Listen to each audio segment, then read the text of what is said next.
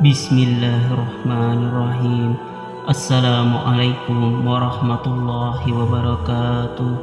Alhamdulillah, segala puji bagi Allah. Semoga Allah senantiasa memberikan sahabat semua nikmat iman, nikmat sehat, dimudahkan segala urusan, diberikan rezeki yang berlimpah dari arah yang tidak terduga. Amin ya rabbal alamin. Salawat dan salam senantiasa kita ucapkan kepada baginda Nabi Muhammad sallallahu alaihi wasallam dengan lafaz Allahumma sholli ala Sayyidina Muhammad wa ala ali Sayyidina Muhammad. Sahabat beriman yang dirahmati oleh Allah, kisah Sayyidina Bilal radhiyallahu anhu berhutang kepada seorang musyrik untuk baginda Nabi sallallahu alaihi wasallam. Suatu ketika Sayyidina Bilal radhiyallahu anhu ditanya bagaimana biaya keperluan baginda Nabi sallallahu alaihi wasallam. Jawabnya, beliau tidak pernah menyimpan sesuatu untuk esok hari. Akulah yang mengurusnya. Sudah menjadi kebiasaan baginda Nabi sallallahu alaihi wasallam jika didatangi seorang muslim yang perlu bantuan bahan makanan, beliau akan menyuruhku untuk memberinya bahan makanan.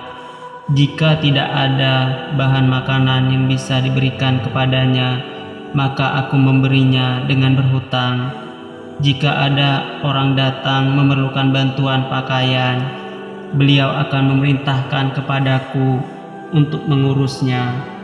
Jika tidak ada pakaian yang bisa diberikan kepadanya, maka aku berhutang dari seseorang untuk memberi pakaian kepadanya. Inilah keadaan yang sering terjadi. Suatu hari, seorang musyrik menemuiku. Ia berkata, "Aku memiliki kekayaan. Jika kamu punya keperluan, jangan meminjam dari orang lain, pinjamlah dariku."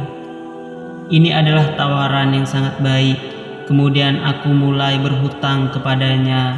Jika baginda Rasulullah sallallahu alaihi wasallam memerintahkan kepadaku untuk mencari pinjaman, maka aku berhutang darinya. Suatu ketika, setelah aku berwudu untuk azan, tiba-tiba datanglah orang musyrik itu dengan sekelompok pedagang. Ia berteriak, "Hai orang Habsyi!" Aku pun menoleh lalu menjumpainya. Ia langsung memaki dan berkata kasar semaunya kepadaku. Katanya, "Tinggal berapa hari lagi?" Jawabku, "Sudah hampir habis." Ia berkata, "Bulan ini tinggal 4 hari lagi. Jika kamu tidak membayar hutangmu akhir bulan ini, maka aku akan menjadikan dirimu sebagai budakku dan kamu harus mengembalakan kambing seperti dahulu." Setelah berkata begitu, ia pun berlalu. Sepanjang hari aku sangat sedih memikirkan hal ini. Setelah sholat Isya, aku mendekati baginda Nabi sallallahu alaihi wasallam. Kuceritakan seluruh kejadian tersebut kepada beliau. Aku berkata, "Ya Rasulullah, kini Tuan tidak memiliki apapun untuk melunasi hutang. Aku juga tidak memiliki apapun untuk membayarnya. Sekarang si musyrik itu pasti akan menghinaku lagi. Oleh sebab itu, jika Tuan mengizinkan, aku akan pergi dari sini ke perkampungan-perkampungan orang Arab yang sudah masuk Islam, sampai Allah Subhanahu wa Ta'ala mendatangkan harta untuk membayar hutang itu." Setelah kuucapkan hal tersebut, aku segera pulang. Persiapkan pedang, perisai, dan sepatu. Hanya itu sajalah perlengkapan perjalananku. Lalu aku menunggu datangnya waktu subuh. Menjelang subuh, datanglah seseorang dan berkata, "Cepatlah, baginda Nabi sallallahu alaihi wasallam ingin menjumpaimu."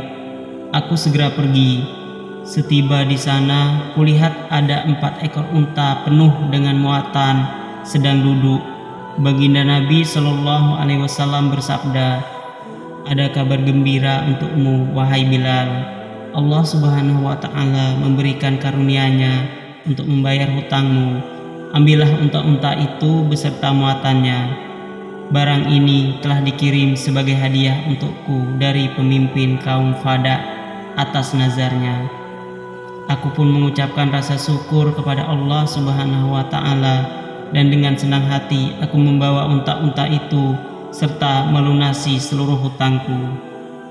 Saat itu baginda Nabi Shallallahu Alaihi Wasallam masih menunggu di masjid.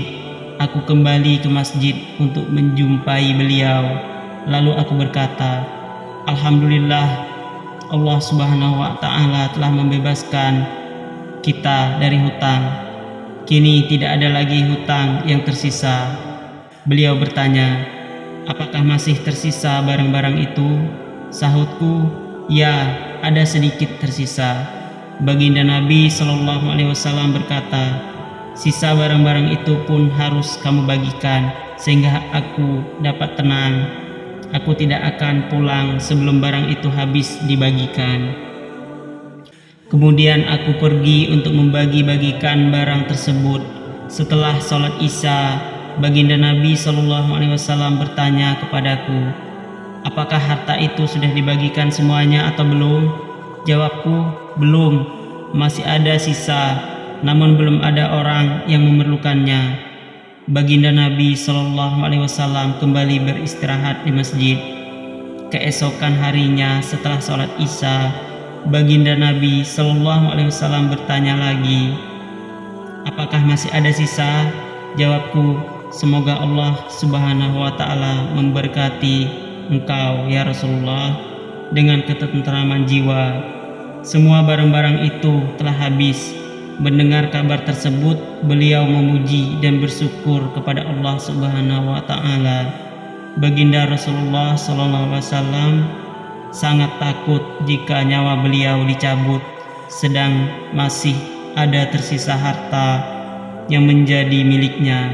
Setelah itu barulah baginda Nabi Shallallahu Alaihi Wasallam kembali ke rumahnya menemui istri-istri beliau. Banyak juga wali Allah yang hidup tanpa sedikit pun menginginkan harta di sisi mereka. Jika para wali Allah saja demikian, bagaimana dengan baginda Nabi Shallallahu Alaihi Wasallam sebagai pemimpin para nabi, pemimpin para aulia? Beliau betul-betul ingin agar dirinya bersih dari keduniaan. Wallahu a'lam bishawab. Semoga kisah ini dapat memberikan manfaat dan pembelajaran bagi kita semua. Assalamualaikum warahmatullahi wabarakatuh.